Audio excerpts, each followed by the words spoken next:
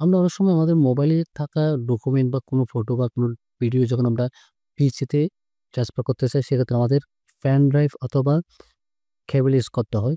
তো আমরা আজকে দেখাবো কেবল এবং পেন ড্রাইভ ছেড়ে আমরা খুব সহজে কিভাবে আমাদের ফাইলগুলো ট্রান্সফার করতে পারি। তো প্রথমে আমরা চলে যাবো আমাদের মোবাইলে গিয়ে আমরা প্লে স্টোরে যাবো। প্লে স্টোরে গিয়ে আমরা টাইপ করব ওয়াইফাই এফটিপি সার্ভার। এটা প্রথমে যে ওয়েবসাইট সফটওয়্যার, সেই সফটওয়্যারটা আমরা এখানে ইনস্টল করে নিব। তো আমি ইনস্টল হয়ে যাচ্ছে আমার এখানে। ইনস্টল হওয়ার পর আমি এটাকে জাস্ট ওপেন করে নিব।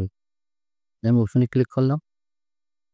উপরে ক্লিক করার এখানে দেখেন স্টার্ট নামে একটা এসে, এখানে স্টারে ক্লিক করব। স্টারে দেওয়ার পর Allow এখানে কিছু all. অ্যালাউ চাইবে, সেই অ্যালাউগুলো আমি দিয়ে দিব। দেন এখানে দেখেন এফটিপি অর্থাৎ ইউআরএল সার্ভার যেটা রয়েছে সেটাকে আমি মার্ক করে দেখে দিলাম। এটাকে আমরা জাস্ট আমার পিসিতে চলে যাবো। এখন আমি পিসিতে গিয়ে হুবহু আমি টাইপ করে নিব।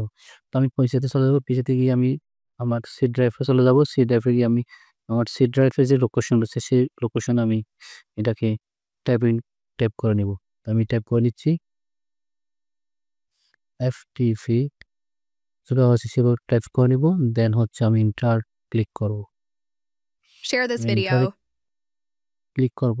এন্টার ক্লিক করার পর দেখেন আমার এখানে যতগুলো আমার মোবাইল অ্যাপস রয়েছে বা ফটো বা ভিডিও রয়েছে সেগুলো এখানে শো করতেছে। জাস্ট একটা কপি করে আমার পিসি ডেস্কটপে আমি পেস্ট করে All নিব। done. পেস্ট হয়ে যাচ্ছে খুব সহজে।